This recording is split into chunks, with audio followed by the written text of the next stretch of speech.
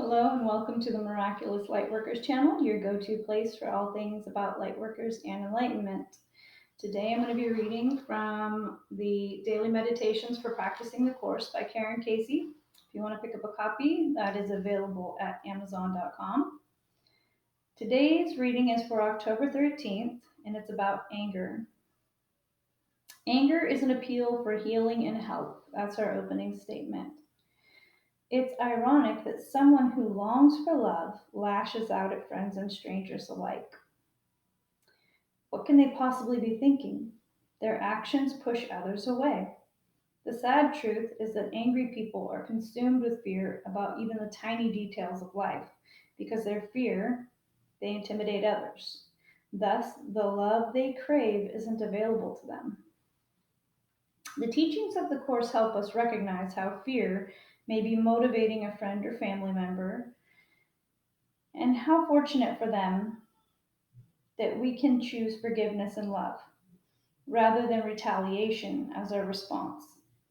Offering unconditional love to everyone is always the appropriate response. With friends and lovers, it's not a difficult choice. When mean-spirited coworkers or nasty neighbors strike out at us, it's not easy to look beyond their anger. But when we make the effort, we realize the lack of love they feel. That's our cue to acknowledge their appeal appropriately. Closing affirmation says, "It's not easy to look beyond the meanness of others, but I will make every effort to help another person heal today." So I think this one really strikes home for me, particularly because I've grown up around a lot of really angry individuals. I can laugh at it now, but growing up around it and living with a lot of those people throughout my life, you know what I mean, um, has been a very interesting learning experience. I will say that. So, and nobody really escapes it. You end up feeling angry because of your own fear, insecurities, shortcomings, and it's just the only thing that we can think of as a response. It seems very automatic, and we hardly ever give it any thought about an alternative way to approach a situation. So it can be the smallest thing, you know. Somebody can say something rude to us, or something we even perceive as rude. It may come off as rude, and it wasn't even intended that way. Um, our ego is really great at coming up with ways to make villains out of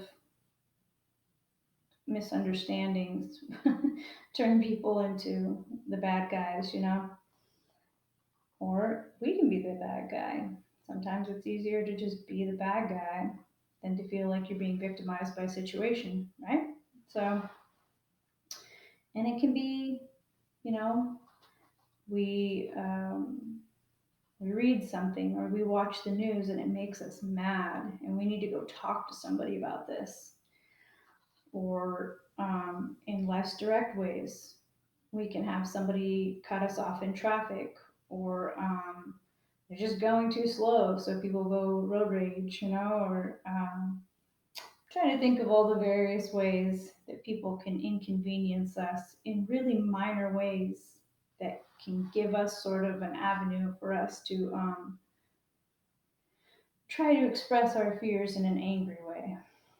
So I think it's really interesting how fear motivates us, though, in the Course. It isn't really touching on it very much in this reading, but the Course is always talking about how everything you see expressed is either fear or love, essentially. So you have these two choices between love and fear, basically expressing in a myriad of ways, but it all comes down to those two things. You can boil it down to that. Um, the most important thing here, though, is trying to figure out how to offer unconditional love to everyone. That is such a noble thing that it can be pretty much like a lifelong learning experience, because we we have a fear around doing that. We perceive that as weakness. We're afraid that if we give a really pure love to people, they're going to see that as an opportunity to take advantage of us, to hurt us,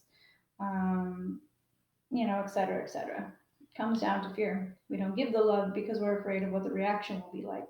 So that's been probably my most profound spiritual lesson in my whole entire life.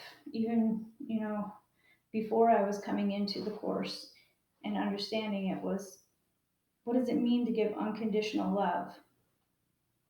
And is that going to be misconstrued? Is somebody going to take advantage of me because I'm coming to the situation with a really pure heart? How do I stand in my power and preserve, in self preservation, make sure that my spirit is completely, not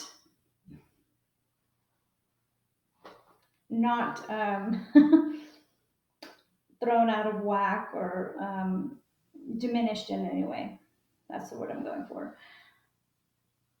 It's really interesting because when you're trying to give from a really pure place, it's so unusual at this moment to see somebody do that, that people will find you to be